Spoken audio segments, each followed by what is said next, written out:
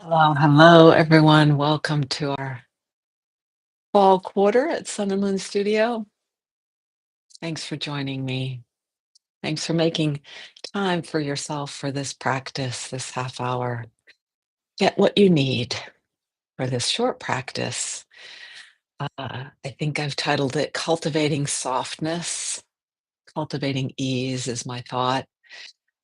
It's a kind of transition day here in Virginia, September 6th, 7th, September 7th. Um, it's cool. Yesterday was really hot, so I've got a shawl just in case I cool down. I've got something to put under my knees for my meditation sit. So have what you need to as much as possible carve this time out for yourself. And as we arrive, you can just start to gather your attention to this spot, to this moment. And by the way, thank you for being here. It's my pleasure to be together in this way that I don't really know when you're there, but I do know you're there. So I appreciate it. I know that Nancy and Nina have signed up. You don't have to, but that helps me know who's here. There's no fee for this. I just do it because I love to do it, and this has been my community for 26 years, something like that. Um, So it's my spiritual home, my community of people, although the teachers are new and changing, but there are still many of us that are the same. Good morning, Steve. Good morning. So I'm actually pilfering. Often get my inspiration from ancient teachers, their writings, or from new teachers, or from poems. And last night, I don't spend a ton of time on social media, but I like this fella who I believe was a dancer. I'll put his Instagram handle, his name that if you'd like to follow him on, I don't know his real name. I haven't searched his bio too much, but his Instagram name is Old School Moves. And as I read this, you can just be relaxing and listening. We'll eventually lie down and do this practice where I'm adapting his idea to a practice that I've been doing. And from that, we'll transition to a meditation, which you might choose to stay on your back, on your side, in a soft, comfy chair, or you might come up to sit on a folded blanket or a cushion, as I do. So he says, we spend so much time practicing effort, adding weight, adding tension, bracing, holding on. How often do you practice softness? Softness isn't weakness, it's awareness. It's noticing how much energy you need to move when you're not fighting yourself. It's noticing how much less energy you need to move when you're not fighting yourself. It's also a skill you can learn by using muscular control as much as needed, but no more, by moving with curiosity instead of force, by intentional practice. And that's what he's doing here. He's doing a in this video, it's showing he's standing up and getting onto the floor and getting up. So there are many ways we can adapt this idea, apply this idea. Lowering with control, letting go of effort where it isn't needed, exploring how my joints can share the work, rising without bracing everywhere. And in coming into contact with the floor, learning where softness is not only possible, but necessary. Softness lets me absorb impact instead of bracing for collision. It restores coordination, balance, and ease. It teaches me where I need strength in order to be soft. And just as importantly, where softness makes strength sustainable. I can't be soft without strength. Equally true that I can't be strong without softness. Movement is life. Life is movement. So it's a very yin yang kind of balance he's talking about, and that we need to dwell a little more in the yin and the soft and the what's thought of as feminine as opposed to masculine, as the passive as opposed to the active, to the dark as opposed to the light. So let's get on our backs on the floor, um, and you could be on a bed. If you do this, if you and I always like to have options for if you're doing this in a chair, you could do this in a chair. You could do this in a chair. So let's see. And I'm going to try to speak loud enough that you hear me. All right. So laying on the floor, and you might need something under your head if you find that your chin pops up way into the air. That's probably nice to have a cushion under your head or folded cushion. And as we get here, let's first just arrive. I'm going to stay with my knees bent. If you like, well, I think I'll stretch my legs out. You can choose knees bent or not. And one of my friends, as we did a class together where we're on the floor a lot, an awareness through movement, a Feldenkrais practice. And she would say, "Oh, I was just so looking forward to how the floor is calling me." So just give yourself to the floor. Make the little adjustments as you might need them. And feel kind of aware, let your open the aperture of your attention so that you're scanning how your body feels at the hip, left hip, right hip, at the left leg, right leg, at the foot,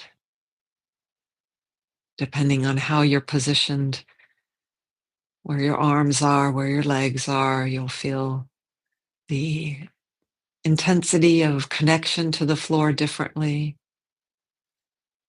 Some places touch very, very lightly. Some barely skim the connection with the floor or the blanket or carpet underneath you. And even hold your attention softly. So as if you find any part of your concentration on this focus that we're holding, you find it tightening like in your brow or in your jaw or in your somewhere in your body. Sometimes we just are holding this ready tension in our shoulders, our hands, our feet, our gut, our throat.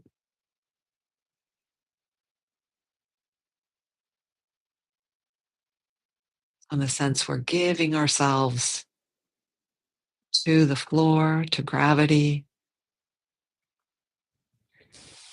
and we're just, I often call this time, this transition from into our into a still position to into the practice, centering.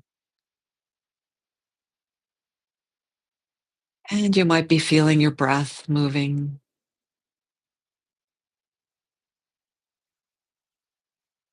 You might be noticing the smells in the room, feel of the air, the temperature. So that's taking our attention a little outside of our body and what it's feeling, but that's the space around. That's part of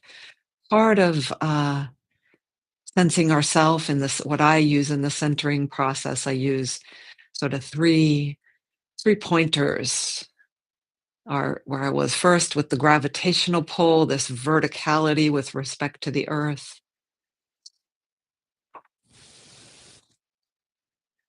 Tune into the breath, and of course, always sensing through the body as the instrument as well as the senses, the knowing, the imagining. And then the third one is I like the title sound for it, the buzz, the word that brings us to it as sound, but it's also space around. It's that that sound when we listen to something out there and how it meets our ear and our nervous system and the way we know. So let's stay where you are. I'm sometimes lifting to just check myself on time. Um, so take note of what you feel like now, and the brain automatically can do the comparison of what you feel like now compared to 10 minutes ago when we started, when we just joined this YouTube channel. I feel a lot of softness in my back since I've come to the ground. And you might for yourself even say these things out loud, even say them out loud, because then you're getting a extra level of validation or opportunity to check that am I really noticing what's here right now? I'm noticing quiet as if the rivers that of light that flow through my body are more bright and more quiet. What the heck is a river of light? Use poetry as it comes to you. Poetry, but it is actually a truth by some measurements. Some what is it? There are there are apparatuses that can capture how our body emits light, and apparently we have streams of photons that are traveling through us, the light body, in addition to the physical parts of us, the vessels that carry our blood, our lymph, our breath, and its components. Okay, excuse me. Oh, yawn. So now I'm letting my knees be bent. My back is on the floor. Even just letting my knees come apart, my knees were leaned against each other. Notice what changes happen. We're going to take a very simple movement where we let one knee fall out to the side. I'm letting my right knee fall to the side and then come back up.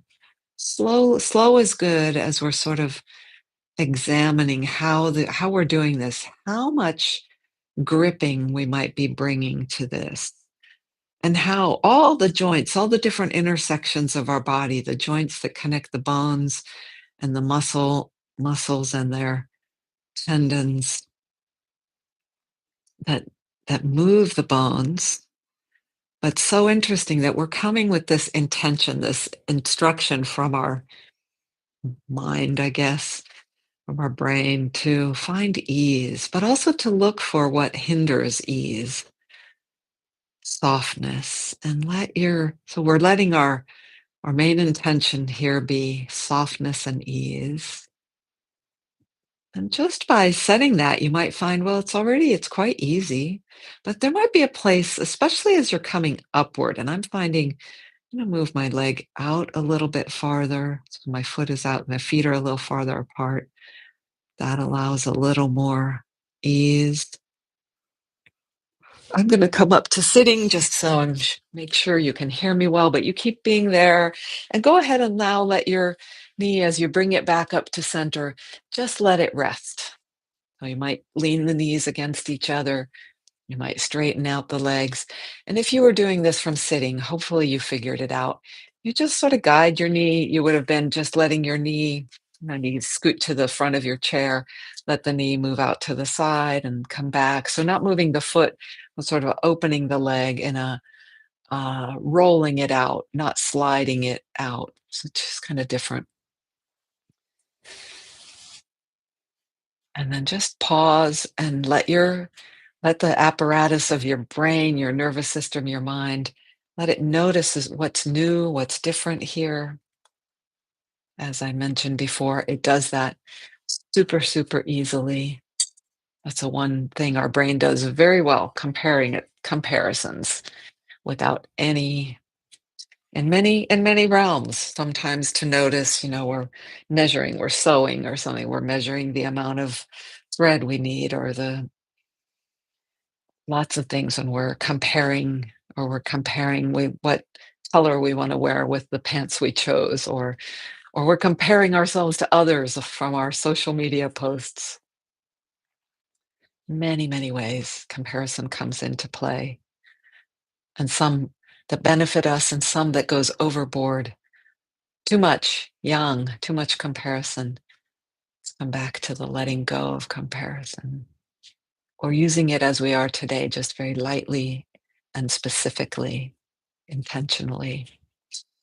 So now come back, and we're going to use just the same side. Come back to bend the knees again, and let the same knee fall out to the side. Let it go easily and notice all parts of your body, your head, your shoulders, your spine, your ribs, the golden ball in the belly. I haven't brought this up today, but that's often a great touchstone for me of feeling what that ball in the lower belly between the navel and the pelvic floor. I envision from my teachers who suggested this image of a golden ball. That smoothness of a golden ball helps me visualize how the smoothest, easiest movement might be possible. And just also watch how that radiates out. You can go faster if you like. Sometimes going super fast or faster than I suggested was can be a way to find the ease, and find what's in the way of the ease. And you might vary, excuse me, how fast or slow you're moving, and where you might pause halfway down and then continue. When the leg is down, can you fully relax and feel the relationship in this architectural, or this constellation, this shape? And then as you start back up, especially as you just start, you can really feel where engagement happens. And can you let that part, you can even start, just go a tiny bit up and then back down. Just do that, that first oomph. A lot of times once you get past that, there is ease, but we don't really know how we're doing that first grip. So noticing how that happens can be very valuable. And to letting go of the effort that's using up energy unnecessarily. Okay, once again, come to a pause. It'll be a shorter pause. And be looking in the pause, let your attention just open to bring in what's now, what is here after this second set of movements.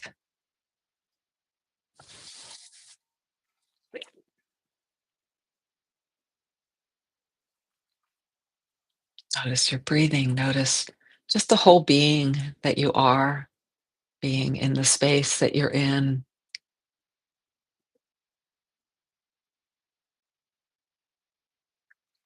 And then again, one more time, letting letting the leg slowly, gently, easefully come out to the side and then back up. Pausing anywhere you like, resting as the leg comes out to the side, and that leg out to the side sort of pulls the whole body a little bit. You may be in a little bit of a twist, tiny bit, perhaps. And while I'm not doing the action with you on my back, I'm imagining I'm doing it. And the imagining doing it is an incredible process as well. A lot of visualization happening there, and the visualization mobilizes the nervous system, the knowing, all the structural parts that are involved. All right, and let it go. Relax. Maybe let your legs down if you've been sitting in a chair. Relax back into the backrest.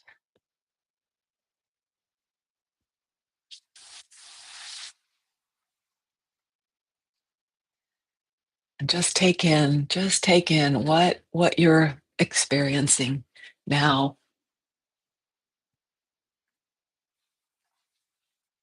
Now that we've completed our motion, our movement,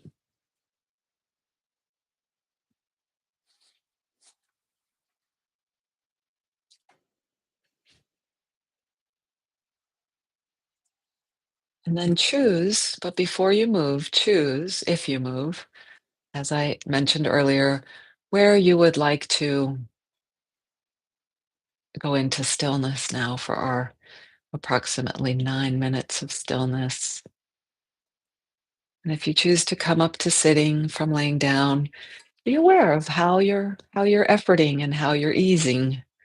Where is the effort? Where is the ease?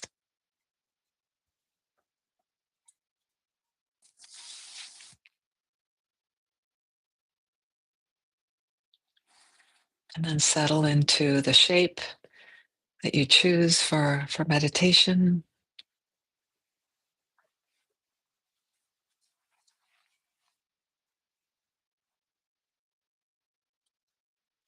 And I'll start off our this segment of the practice with a bow.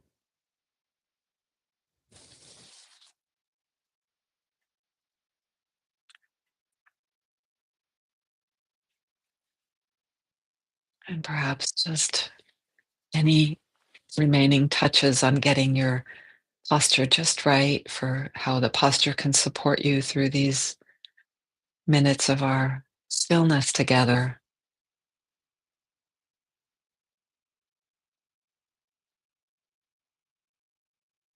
Choosing what position your hands take.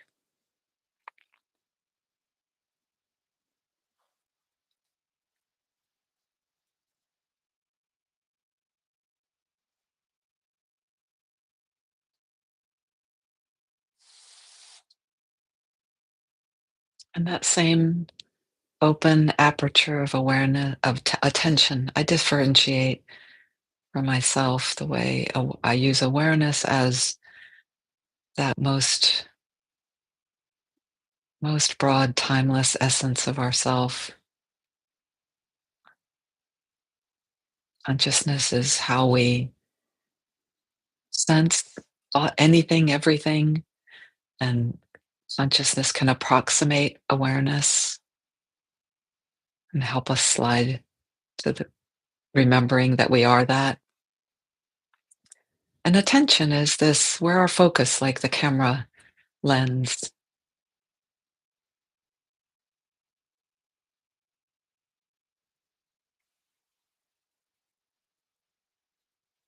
and that attention we have agency over that. And for this practice, we're simply sitting, simply breathing, simply being.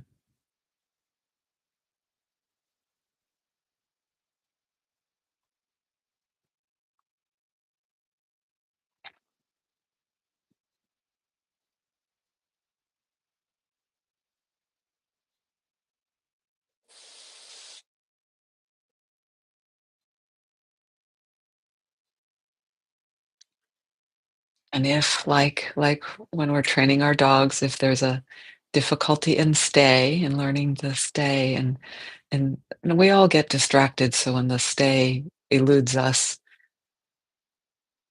we can offer a treat and we can offer a practice of counting breath, of feeling our hands, feet, seat,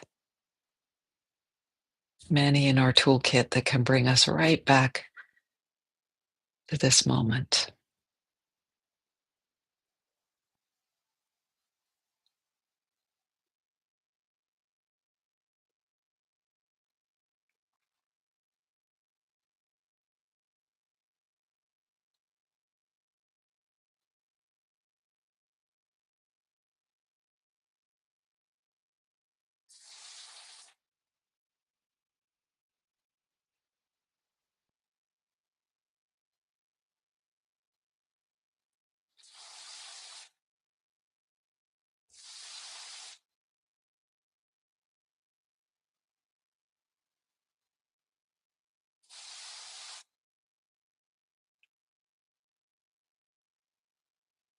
One of those little candies can be just finding where is ease? How is ease possible here?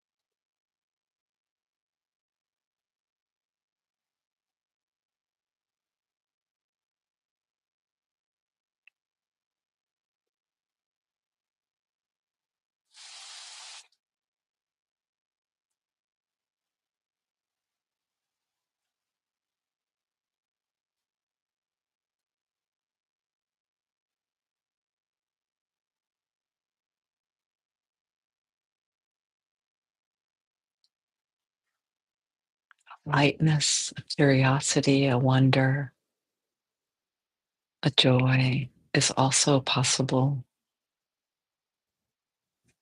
right here.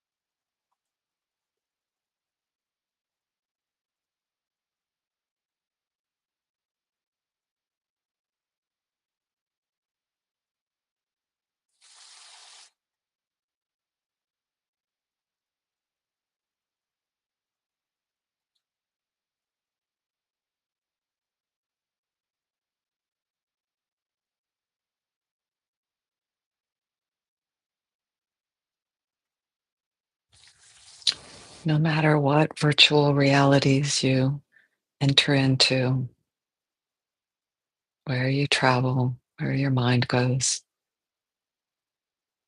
always possible to come right back and celebrate that coming back.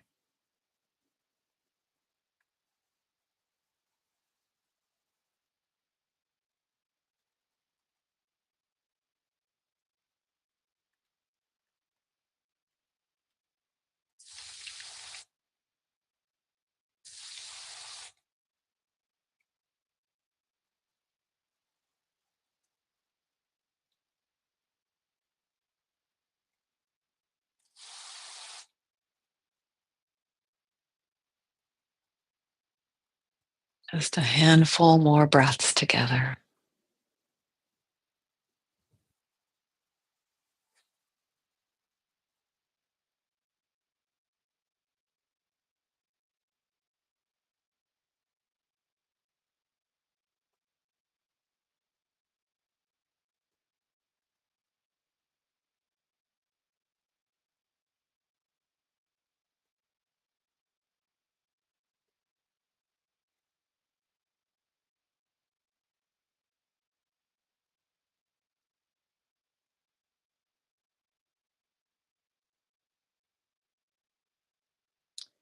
And I bring my palms together and we bow to conclude our practice.